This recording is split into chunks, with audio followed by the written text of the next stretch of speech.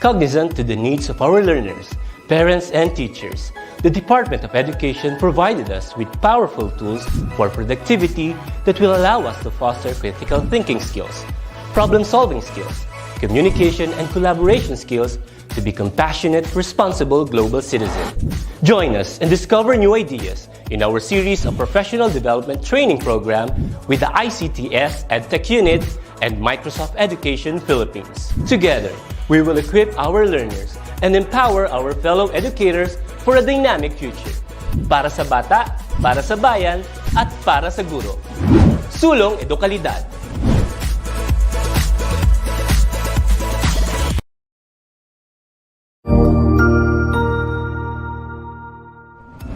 Magandang araw, Sir Wilbur po, at your service.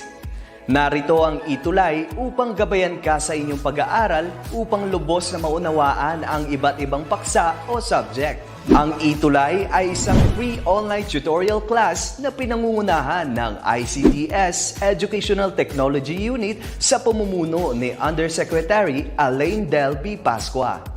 Ang programang ito ay hindi lamang para sa mga bata, kundi ito rin ay magsisilbing gabay sa mga magulang at mga guro kung paano nila ituturo o gagabayan sa bawat asignatura ang kanilang mga anak o mga estudyante. Sa kasalukuyan, ang self-learning module mula sa rehiyon ng Calabarzon at kilala sa tawag na pivot ang ginagamit sa ating ETUlay online class. Kaya ano pang hinihintay ninyo? Ihanda na ang inyong mga ballpen o lapis, papel o kwaderno at samahan kaming itulay ang pagkatuto para sa bawat batang Pilipino.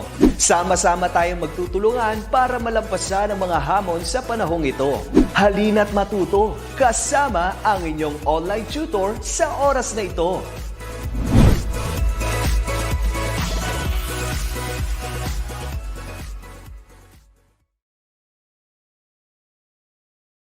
Yan, magandang araw pong muli. At welcome sa panibagong lesson na matutunan natin ngayon dito sa ETUlay online tutorial.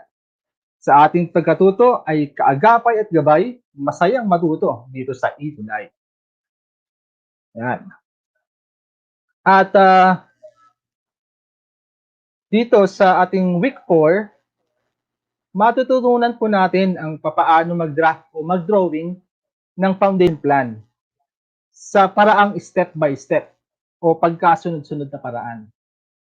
Okay, dito po sa ating technical drafting, grade 9, week 4 ng ating quarter 3. At ako po, ang inyong tutor, Francis, na maggagabay sa inyo sa technical drafting, grade 9, ngayong araw na ito. Kaya palagi lamang tumutok sa lahat ng online tutorial session po natin. Kami ang gagabay sa inyong pagkatuto.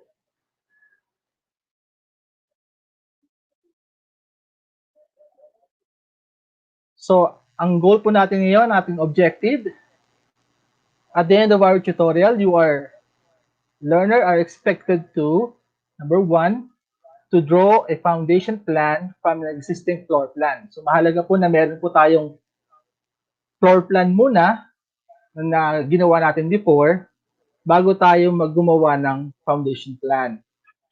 At ito po ay sa paraang step-by-step procedure para maagawa po tayo ng maayos na ating foundation plan.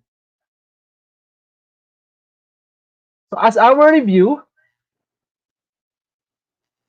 reviewin po natin yung ating past lesson. So all we have to do is to identify the illustrations carefully.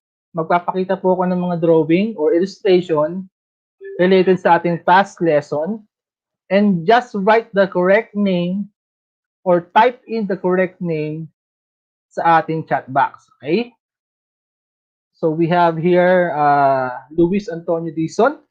Magandang araw po sa inyong pagsubaybay. So una, eto. This is just a review sa ating past lesson. Ano po kaya ito? 2 words? No? 3 letra lang yung unang word. Kung ang sagot po natin ay math footing, you are correct. Tama po ang inyong kasagutan. Pangalawa, eto. So, dalawa lamang po siya, no? Again, 2 words din. Again, nasa ano po tayo, ha? Kinds of footing. Nintay po natin ating mga comments sa ating mga estudyante. Yan. Kung ang kasagutan nyo ay combined footing, tama po ang inyong sagot. Pangatlo.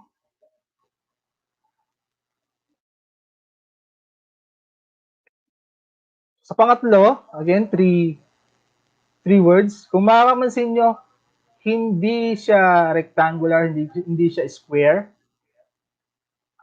Ang kanyang hugis ay pang trapezoid. No? Katulad din siya ng combined pero iba pong hugis ng kanyang footing. Ang tawag po dyan ay trapezoid footing. Yan. So magandang araw po. Alivario, John Paul, ICTV. Si Sir Bobis Dave. Magandang araw po sa inyong lahat. No? And then we have number 4. Yan. So kanina dalawa lang. Ngayon 3 o mahigit pa. No? So again, 2 words. So tuloy-tuloy po ito. Ibig sabihin, no? Ang tawag po dito ay continuous footing. Mamaya po, no, sa ating lesson, pwede po tayo mag-participate. Okay? Sa ating session mamaya. And then number 5, last sa ating review. Ito, medyo mahaba po yung kanyang illustration. So, ang tawag po rito ay wall footing. Yan. So, these are actually kinds of footings na pinag-aralan po natin last Friday. Kasama nito, pinag-aralan din natin ang iba't ibang uri ng foundation. Okay?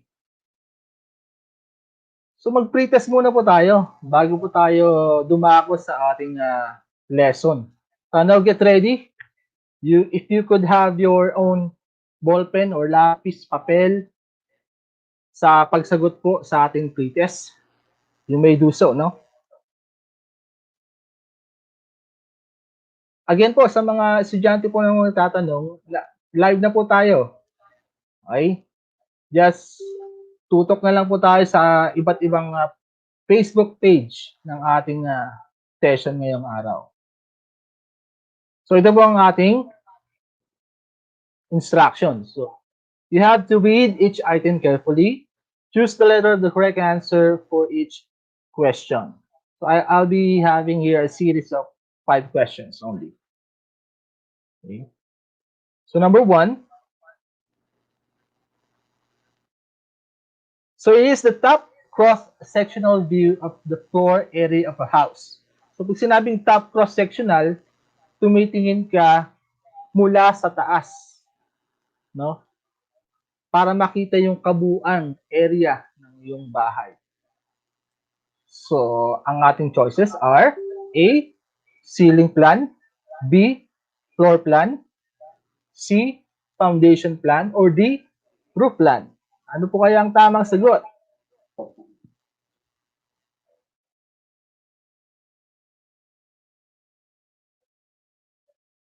Ano po kaya ang tamang sagot dito?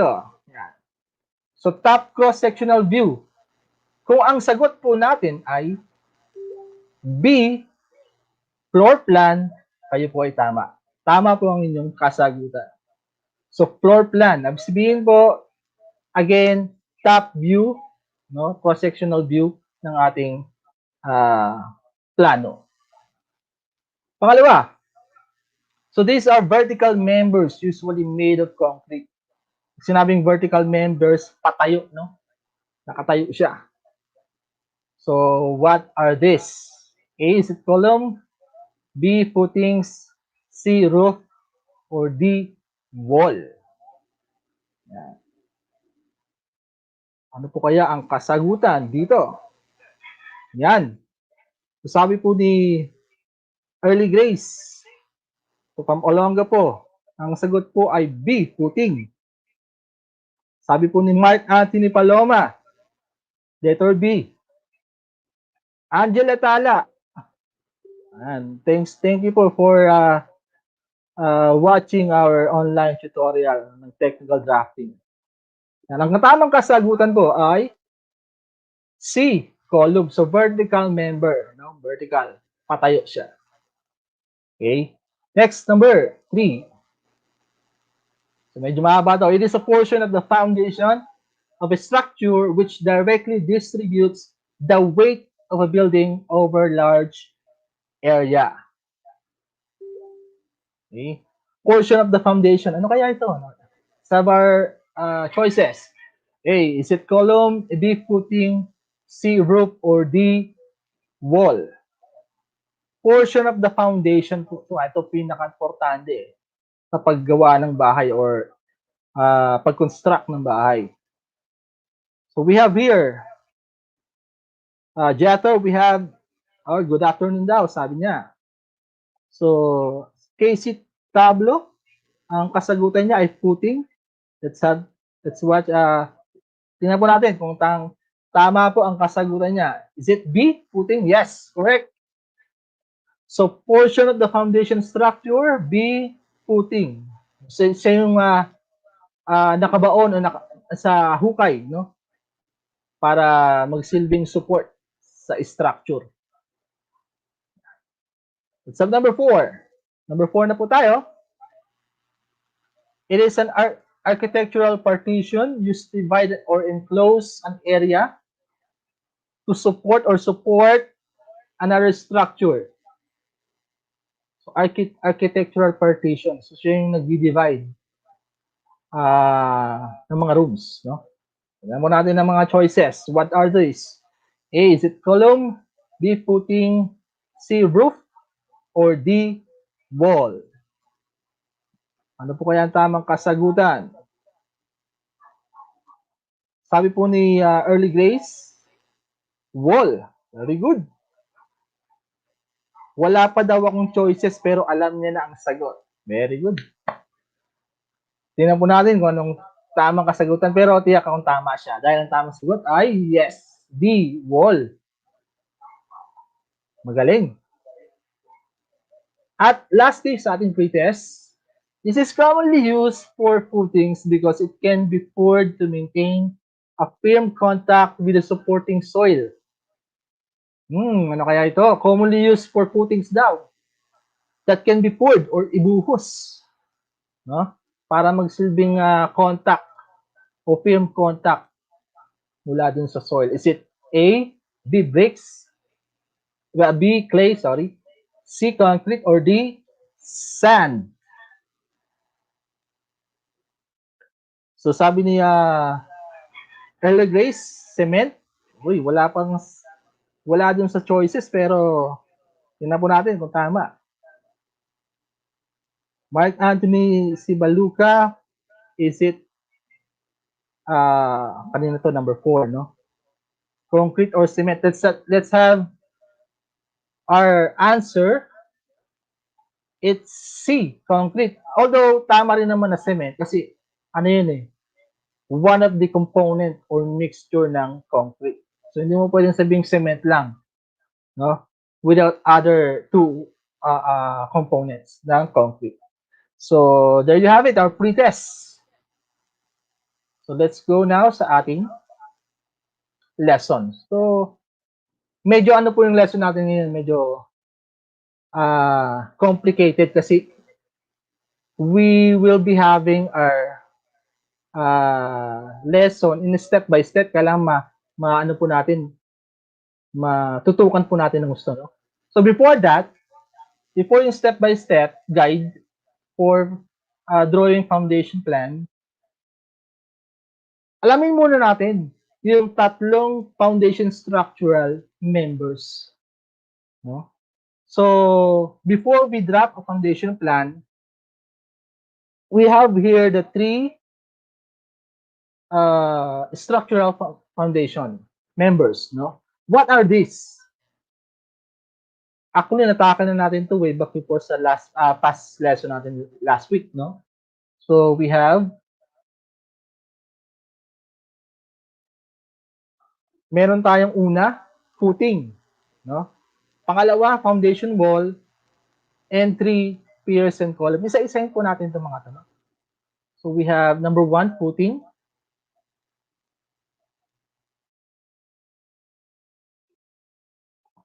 Si Mark Anthony Sibaluka, yan. Maraming salamat sa inyong pagsubaybay.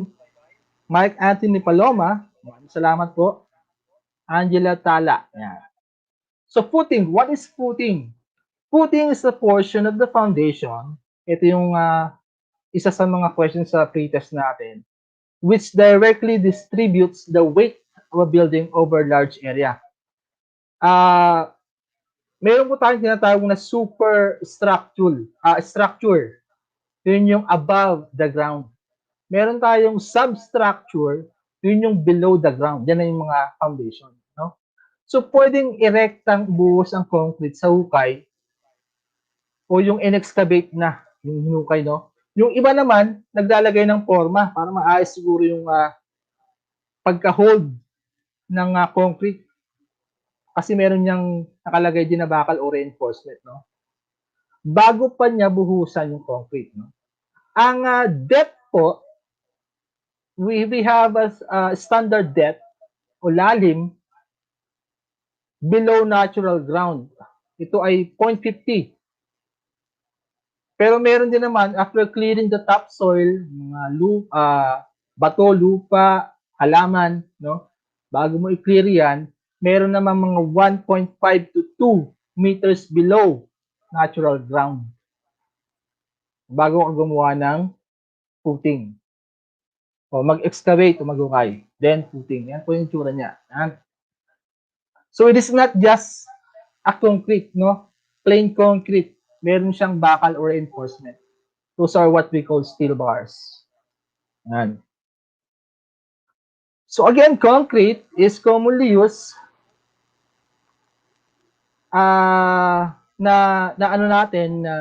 material, no? Because it can be poured to maintain a firm contact with the supporting soil. Okay? Siyempre, hindi naman yan tatayo nang hindi yung footing na may column o ng poste, hindi yan tatayo without the reinforcement of steel bars. Okay? Yan, pa-shoutout naman daw kay Jennifer Francis. Hello, sa inyo dyan. Sa mga KNS natin faculty na nakasubaybay ngayon. KNS, ito ay kulay ng Subic, no? Subic. Maraming salamat sa inyong pagsubaybay. Hi po kay Manuel de los Santos. Hi po, sir. Ayan. Tuloy-tuloy lang po tayo. Kung sino pong magpa-shoutout habang nag-lesson, I'll be glad to mention your names po. No? Ayan. Next, meron po tayong tatlong uri ng footing eh. Na usually, ang ginagamit natin, yung pad footing. Yung plain lang talaga. So, we have the so-called step footing naman, no? Para siyang hagdan. Depende sa inyo kung ilang palapag yan, ilang layer. Meron naman yung slope footing. Slope footing para siyang pyramid type, no? So, the size or dimension ng footing will be depend on the load-bearing capacity. Kaya nga, pag minsan bago ka paggawa ng bahay or structural na building, kukunin muna yung itetest muna yung lupa for load-bearing capacity. Kasi merong certain computation yan, no? Para sa sukat ng iyong footing. So we have here yung flat or pad footing. Bakit siya karaniwang ginagamit? Yan. Kasi siya ay economic or economical. Medyo makakatipid ka, no? Tapos, applicable siya sa shallow pad foundation. Tapos, konting hukay lang. Yan na. Meron ka ng lalagay na footing. Yung size and shape can be varied. Depende sa condition ng lupa o ng mismong lote. And then we have another one, yung step footing. Step footing are generally used when there's a heavy load coming from the upper superstructure. Kanina binanggit ko yung superstructure. And kung medyo mabigat po yung load na yon, probably 2 to 3 story building yan, definitely step footing po ang ginagamit. And lastly, yung number 3, yan. Ito yung number 3. Good afternoon kay Joan Galopo. Yan. Watching from Desiderio C. Gangi National High School sa Guimaras. Maraming salamat po sa pagsubaybay. Ayan, shout out daw kay Giselle Isada. Maraming salamat.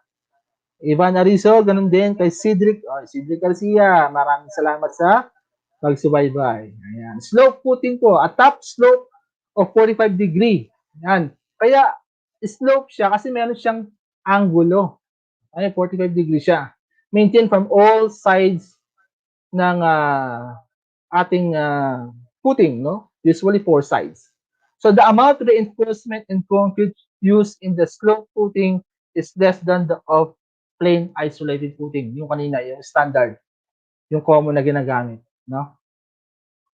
So sa palagay nyo, ano kaya ang pinakamagandang type ng footing na ginagamit? So which of the three do you think will have the strongest foundation? Let us have our comment nga sa ating mga taga-subaybay. Ano po kaya ang pinakamagandang gamitin na type ng footing? Is it A, flat or pad footing, 2, step footing, or 3, slope footing? Ayan, sabi ni Benny Lynn, sana po may tutorial din mamayang gabi. Katulad din po ng lesson, hindi ako nakaabot sa una. Sabi ni Ma'am Early Grace, sabi niya slope footing. Yan, siguro gusto niya ng medyo may angulo, no? Yan. Pero again, as I mentioned kanina, pad footing ang ginagamit as common footing na ginamit. So, kasi tipid, no? Mas tipid. Sabi ni Giselle, number 3 daw, slope footing, para sa ni Ma'am Early Grace. Yan. So, let's go on. Pangalawa, foundation wall. So, what is foundation wall? So, the function of the foundation wall is to support the load of the building above the ground line and to transmit the weight of the house to the footing. Okay. Para siya actually footing, no? Pero in-extrude mo siya. Footing siya na in-extrude mo pataas or vertically, no? Pero buhos yun. Hindi siya basta padyar na brick na or hollow block. Ito buhos talaga. Matibay ito, no? A foundation wall provides support for the entire structure of your building. So foundation walls should be planned and constructed carefully. Bakit? Bakit kaya? Probably the most important part of the structure. Kasi sabi dito, when foundation walls are not built correctly, magkakaroon siya ng crack. Yan. Dahil syempre sa ilalim ng lupa, may mga may mga paggalaw o yung movement ng soil that would affect the foundation of your house or building. So, yun po yung kanyang dahilan kung bakit meron tayong foundation walls, no? Yung mga kanyang itsura, yan. Pero don't be confused, no? Kasi pag sinabing wall, alam natin dingding, no? Dingding ng bahay. Pero let us define, no, what is a wall? So when we say wall, is an architectural partition with a height and length greater than its thickness. So depende po yan kung gaano siya kakapal. Yan. Na gusto nyo kung gaano rin kataas.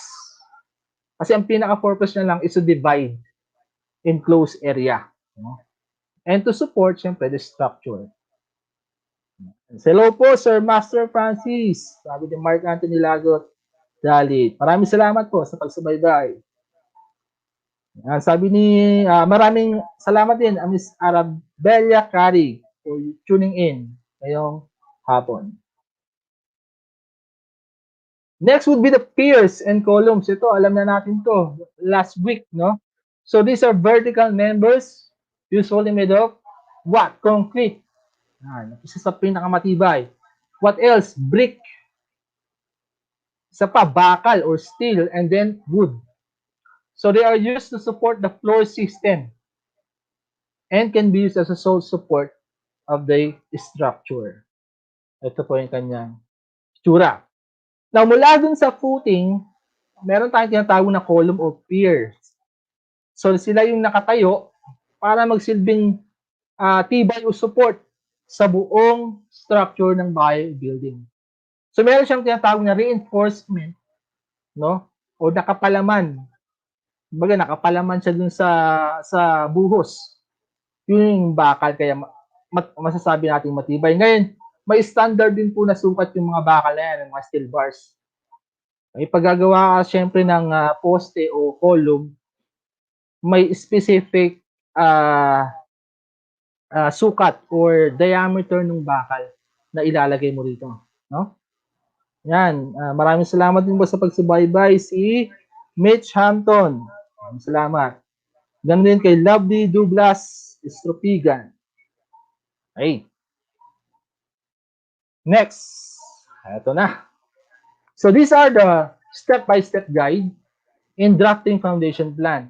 Now, yung totoo, yung actual na foundation plan will be somehow complicated. No? So gagawin natin siyang simple ayon sa kakayahan din natin bilang estudyante. Hindi pwede kasi natin ikumpara yung gawin yung ginagawa ng mga engineer o architect sa paggawa ng foundation plan. We'll just throw it in a simple way, right? So bago ko ituro yung step-by-step procedure para sa pag-draft ng foundation plan, do you still remember yung 5 functional areas of the house? Okay? If this is your floor plan, no? Ma-identify nyo ba yung basic o common parts or functional area ng bahay? Yan, pa-shoutout daw po.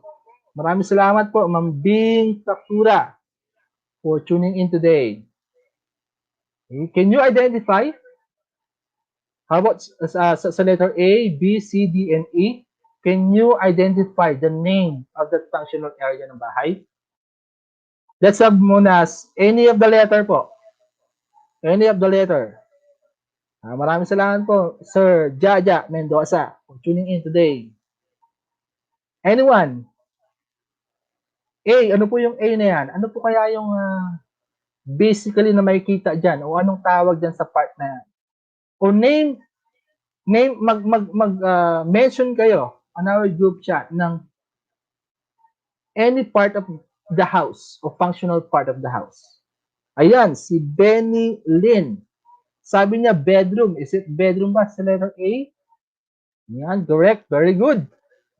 Any other functional area ng ating bahay? This is to locate po o para ma-identify natin yung gagawin nating floor plan ay magkaroon tayo ng idea kung saan banda yung magiging kusina, di ba? Yung magiging part ng ating bahay. So we have here, sabi ni Ma'am Early Grace, we have kitchen. Ito ba yung kitchen? Very good. Oh, we have also bathroom. Ito, syempre, merong siyang toilet, no?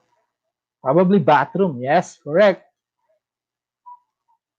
Marites Alvis Belgante, ma'am, thank you po for supporting from NCNHS TLE Department. Maraming salamat po. Meron pa, living room. Probably yung living room, ito yun yung pinakamalaki, no? Okay, kasi pwede ilagay lahat yan. And the last, ano ba yung huli? Yung letter D, ano bang part ng bahay to? Yung letter D. Yan. Ano po ang sasagot, no? Ito po ay, syempre, kung saan ka kakain. Kung may kitchen ka, saan may kumain, di ba? Yan ang dining area. No? So, basically, ito po yung mga 5 functional areas of the house. If you would think some other areas such as library, di ba?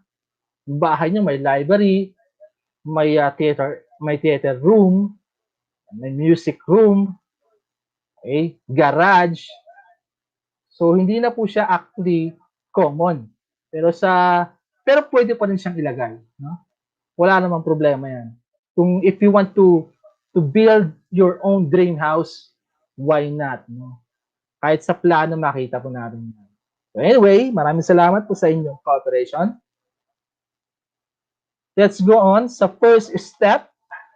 So the first step would be prepare your floor plan to draw the wall foundation layout of the foundation plan. Meaning, hindi ka gagawa ng foundation plan without your floor plan kasi yun yung basihan. Diba? So you have to prepare your own floor plan.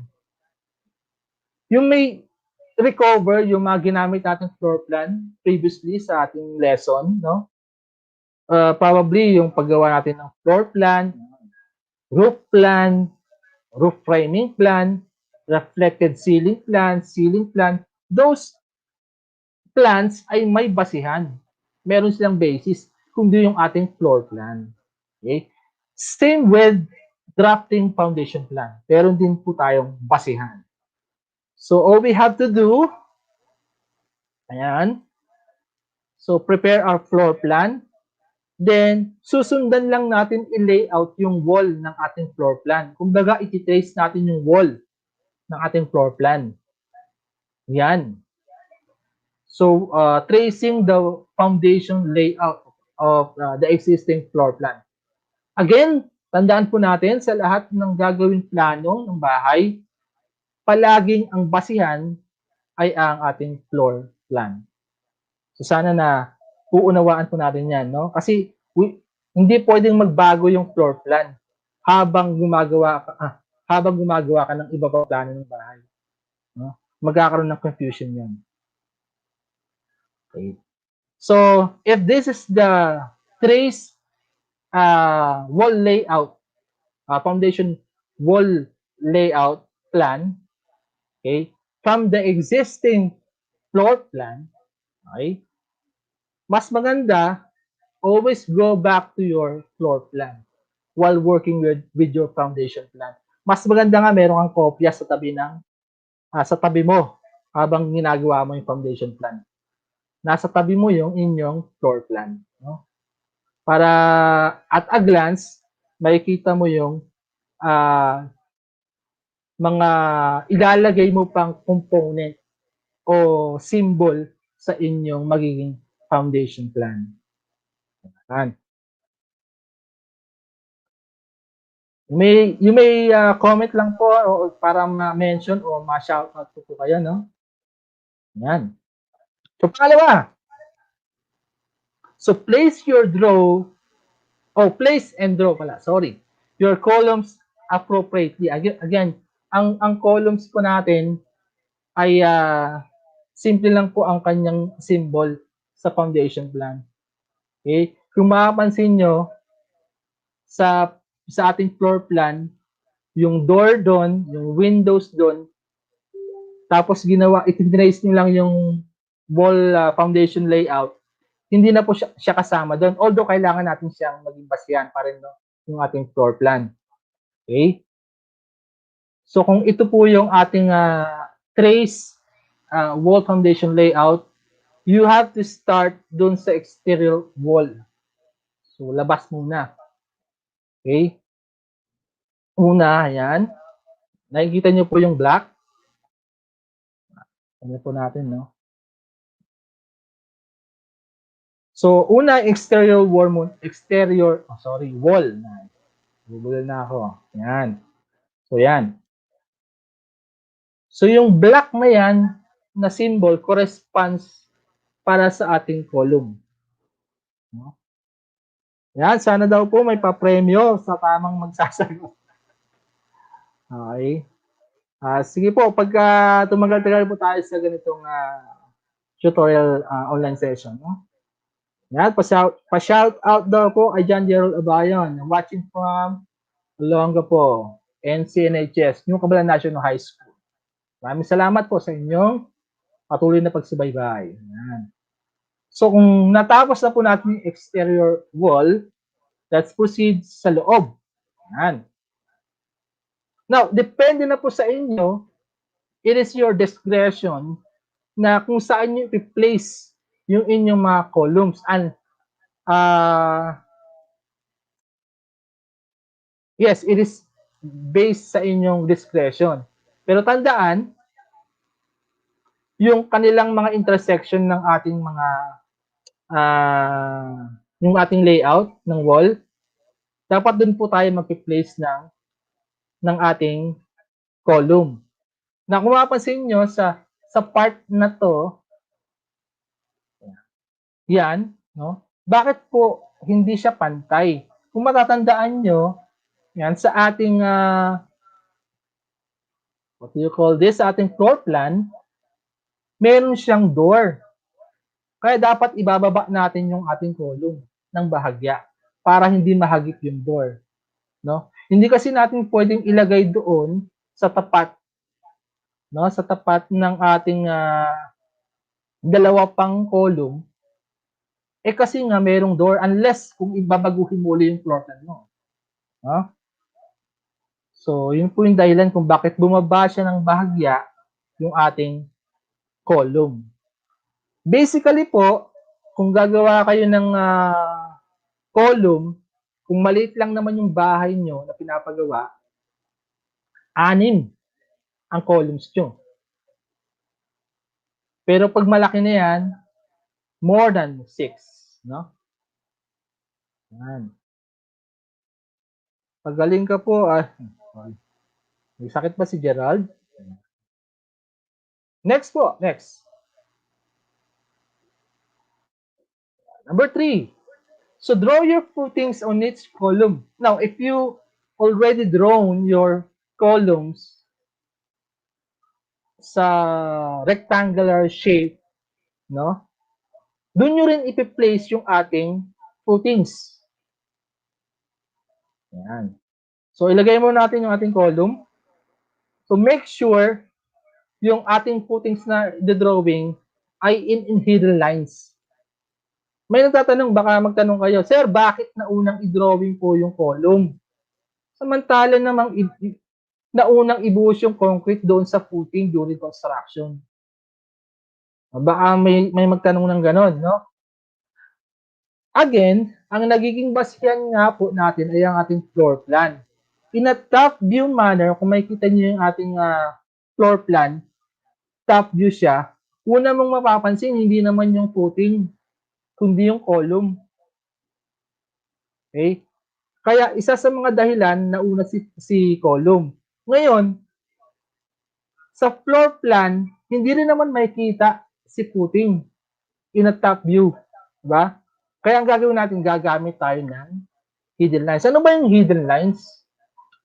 Yan. Ang hidden lines po is standard practice to use dashes of lines, no, to represent any line of an object that is hidden from the view or hidden view. Kumbaga nakatago siya. Kung titingin ka sa taas, hindi mo siya makikita kasi nga ang footing ay nasa ilalim ng lupa. No? So kaya naman gumagamit tayo ng mga hidden lines para sa pag-drawing ng ating footing. Okay, paano siya the-drawing? Ito. Yan. So, lahat po ng may column tayo, dodrawingan natin ng square. Pero, hidden line or dashes. Anong sukat po niyan, sir? Ang sukat niyan is initially 1 centimeter from 0 to 1 cm ng inyong ruler. Okay? Or any panukat such as triangles, no? So, lahat po yan lalagyan natin ng square in dashes form or hidden lines. Okay? Next po. Yan. 4. So draw another set of hidden lines to connect each footings. If we have this our wall foundation layout, yan, nalagay na rin natin yung ating mga columns, nailagay na rin natin ang ating mga footings. Sabi rito, mag-drawing uli ng sets of hidden lines to connect each footings. So para magkaroon ng connection, yung mga footings na yan, another hidden lines. Paano po siya drawing? Yan. So sana nakita niyo po yung animation na yan, no? Anyway, kahit sa'yo naman na mauna, no? So lahat po niyan ay lalagyan natin ng hidden line. So ano bang ibig sabihin niyan? This is to indicate na nagkaroon ng excavation. Ibig sabihin, kung plano pa lang yan, ay dapat may hukay dyan. So dito pinapakita na mag-undergo tayo ng excavation. So maaring sa hukay na yan ay maglalagay tayo ng beam o kaya strap. Yung iba kasi ganun na ginagawa para matibay, no? To connect all footings na merong column. Kaya mahalaga rin natin na malaman natin yung mga symbols. So kasi mahalaga rin 'yon para sa pagbabasa ng plano sa paggawa ng bahay. So sa pamamagitan ng mga symbols na ito, nakikita natin na nauunawaan natin yung mga plano na ginagawa ng iba. Okay? Kaya para magkaroon ng communication. Okay? Pang-apat. So ito. Mahalaga rin po ito kasi kasama siya sa foundation plan. So we have to draw a circle with lines vertical and horizontal inside the circle. So first thing to do, meron tayo niyan. So we have to draw a circle. Yan. So maliit lang yan po sa part na yan sa loob ng ating foundation plan. So after drawing a circle, we have to draw the vertical lines inside the circle. Then after the vertical lines, draw the horizontal lines. So anong ipinapakita nito? So this indicates that the flooring will be poured with cement or concrete na merong steel bars. Okay? So ibig sabihin, kung kukunin mo yung cross-sectional area ng slab na yan o ng flooring na yan, okay, may laman, may buhos. Okay? Ang symbol na ito ay magsasabi sa foreman, kaya engineer, kung anong materyales ang gagamitin sa slab concrete. Okay? At kung saang part ng bahay o ng flooring mo may slab concrete. Okay? Kaya mahalaga na meron siyang label. No? So it could be 100 millimeter thick, yung kapal ng slab. Okay? With 10 millimeter diameter bars at 400 millimeter. Ito po ay sa drawing kaya mahalaga rin po na meron tayong tinatawag na scaling. Iba po yung actual measurement kapag ikaw ay gumagawa na talaga ng bahay. Those are actual measurement. Iba yung measurement din na ginagawa mo pag nagdo-drawing ka ng plano. Ay tawag doon scaling. Okay? So kaya symbol pa lang ng plano, nagkakaroon na tayong maayos na communication between concerned people. Tayo bilang may-ari ng bahay, di ba? Engineer na gagawa o foreman, yung mga trabahador. So yung concrete slab na yan ay kailangang ibuhos on fill. Kaya yung on fill na yan dito rin at dito rin. No? So yung on fill na yan meaning diyan ay may concrete slab. At the same time, Meron din tinatawag na CF. So, lalagyan lang natin yung CF, yung bawat column on footing, lalagyan lang natin ng CF. Indicates that these are columns and footings. Okay? Napakasimple lang, pero para sa mga engineer, complicated po ang kanilang ginagawa. Pero sa ating mga estudyante, ginagawa natin simple para mas lalo natin maintindihan. Ayan. So, number 6. And lastly, anong magiging itsura ng final foundation plan layout po natin? Okay? So, ganito po yan. So, yan na yung magiging, kumbaga, kung estudyante ka, gumagawa ka ng plates. No? Sige, anong isulat yung pangalan mo? Ilagay yung pangalan. Ilagay yung grading section. Anong title ng ating plano? Then si teacher maglalagay ng rating. Anong date mo sinubmit? Then technical drafting will be the subject. Yan po yung magiging final output. No? Kay Miss Jenna Sumbad, maraming salamat sa inyong pagsubaybay. Ganun kay Sir Eric Escobar. Mga taga New Cabalan. No? So, don't forget po na ilagay natin ang title ng ating plano. To be specific, sa ginawa natin ngayon, foundation plan. And as a student, for now, ganito muna yung magiging itsura ng final output ng ating foundation plan. Okay, huwag muna natin isipin maging complicated. No? Siguro pag naging engineer, architect, okay, draftsman, etc., no?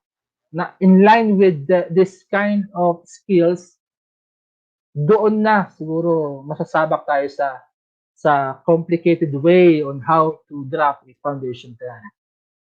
Okay? Yan, maraming salamat. Benny Lee, this is a great help for me, sabi niya. To summarize po ang ating ginawa, I prepared a short video, no? Yan. So, panoorin lang po natin ito ng kaunti lang. So, habang pinapanood naman natin ito, papaliwanag. So, again, una, nag-prepare tayo ng floor plan, no? So, pwede kasi natin i-trace tong floor plan na to para makagawa tayo ng wall foundation layout. Again, lagi natin isipin o lagi natin titingnan ang ating floor plan para maging basihan sa paglagay natin ng columns and footings. Kasi baka tatamaan niya yung door, no, o kaya window, uulitin natin si drafting si foundation plan, no. Yan. So, yan, maglalagay na tayo ng columns. Again, depende po sa inyo kung ang columns po ay puro vertical, no, sa drawing, or maybe horizontal, kasi nga rectangular shape yan. No? It's up to you po. Sa ginawa ko kasi more on puro vertical. On this presentation, on this video, meron siyang mga naka-horizontal na column. So, depende sa atin kung ilang columns ang ilalagay natin. Kagaya na sinabi ko. No? And then, create na tayo ng footing. Ng footing from 0 to 1 centimeter. So, kailangan yung footing natin nakagitna, no? Doon sa ating column. May kamukha yung floor plan na yan. Nakita ko na sa kabalan under construction. Okay. Kaya malapit na po matapos yun na Ma'am Early Grace. Thank you rin po sa panonood. Morzo Renz. So, ayan po, medyo pinabilis ko na lang para makita po natin. Kasi ganun din naman po ang ginawa natin kanina. Pinakita ko po itong video para meron po tayo maging basihan kung sakaling gagawa rin kayo ng inyong mga foundation plan. Lalo na sa mga grade 9, grade 10, and even sa senior high. No? Somehow, nire-require din na talaga ang pag-drawing manually. Hindi lang basta sa paggamit ng AutoCAD software. Kasi mas maganda pa rin na alam natin mag-drawing manually bukod sa paggamit ng AutoCAD. Yan. And then, kung maliit po yung bahay o maliit naman yung sukat actual ng plano, no? Again, anim lang po na column ang pwede natin ilagay.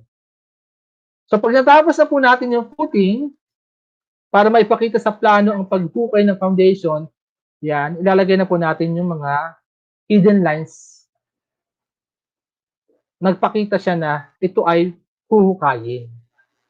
So lalagay din po natin yung symbol na bilog or circle para pag nabasa po ng foreman o ng engineer, alam niya kung anong gagawin niya o saan niya ibubuhos yung concrete slab. And don't forget to label it CF or and on fill para madali pong ma-identify yung ating foundation plan. Mark Anthony Lago, Daddy, sir, pa-design naman ng house plan. Wala pong problema. Yan na lang po siguro magiging pa-premyo ko sa inyo. Maraming salamat po. Ayan. So don't forget to write down or draw the title. Ayan. And then the scaling. So, actually, tapos na po ito. Wait lang po ha. Ayaw nyo nang yan. Lumipat. Yan. So, activity. Madali lang po. True or false lang. Yan. Faith Itkuban, maraming salamat po sa inyong pagsubaybay. So, ang direction is to read each item carefully, write true if it is true, and write false if the statement is false. So, we have number 1. Sabi dito, true or false po tayo. Do not draw a column and footing symbol on the floor plan where windows exist. Is it true or false? Do not draw a column and footing symbol on the floor plan where windows exist.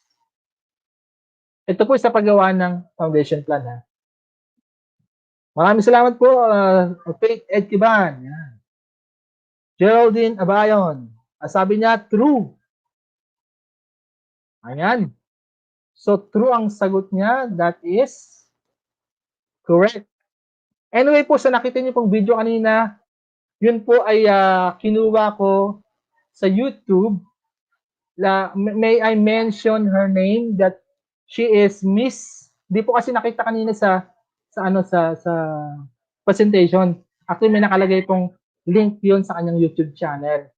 Yung video na yun. Si Miss D. Yan, paki-search na lang po si Miss D. Ang pangalan po ng kanyang video ay Foundation Plan. Miss D, maraming salamat sa iyong video, no? Maraming salamat sa pagbigay ng permission. Okay.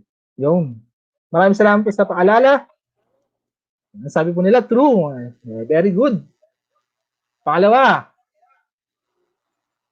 So the 3 basic components of concrete are clay, aggregate, those are gravel or sand, and water. Is it true or false? So number 2.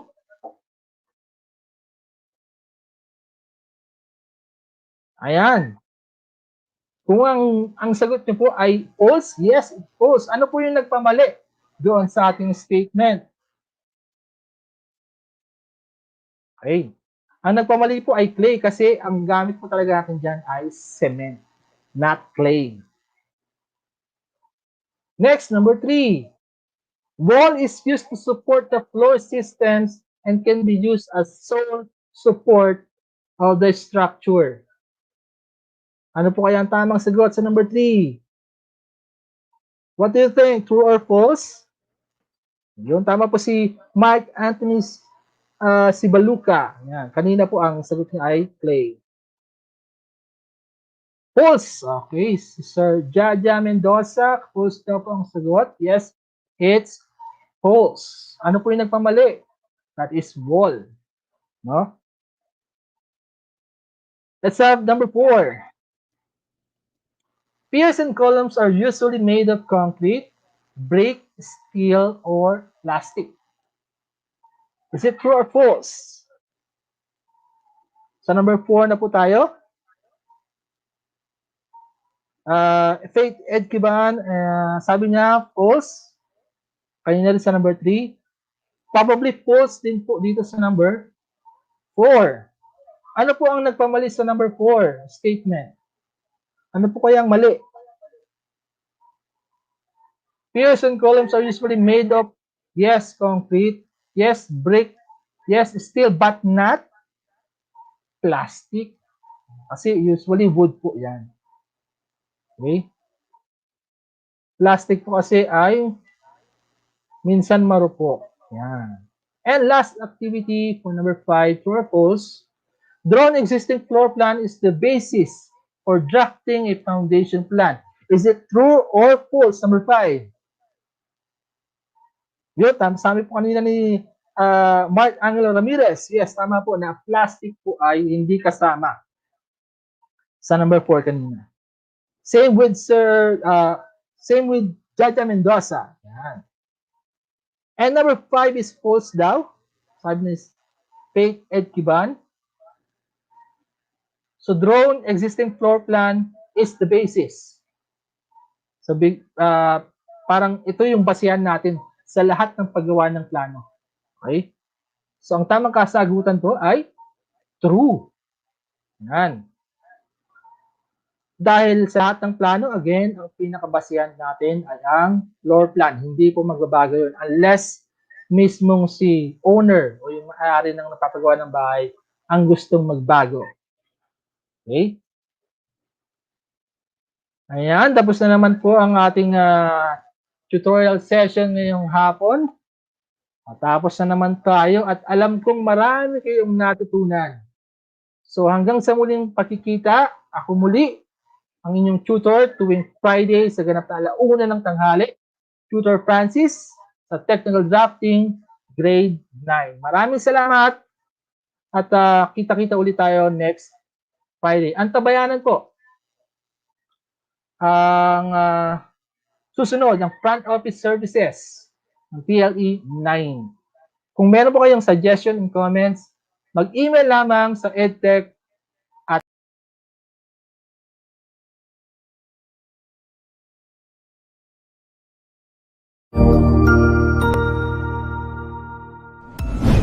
Sigurado ako na marami ka na namang natutuhan sa ating ETUlay tutorial session ngayong araw. Tandaan, ito ay hindi lamang para sa ating mga mag-aaral, kundi pati rin sa ating mga minamahal na guro at mga magulang na kaagapay natin para maituloy ang pagkatuto sa kabila ng nararanasang pandemya. Patuloy ding sumubaybay sa DepEd TV para sa mga araling ginawang video episodes. Mapapanood ito mula Lunes hanggang Sabado, alas 7 ng umaga hanggang alas 7 ng gabi sa inyong mga telebisyon. Abangan sa Lunes mula 1:00 ng tanghali ang iba pang aralin sa ating ETUlay free online tutorial session sa Science. I-like and subscribe at manatiling nakasubaybay sa ating ETUlay tutorial session sa DepEd Edtech Unit FB page at Educational Technology Unit channel sa YouTube at sa DepEd Tayo at DepEd Philippines social media accounts. Paalam!